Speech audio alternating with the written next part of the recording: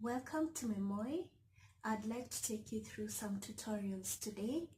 If you haven't liked, subscribed or shared yet, please do, and let's get started. So today I want to make a cushion because I feel like this centerpiece is not red enough.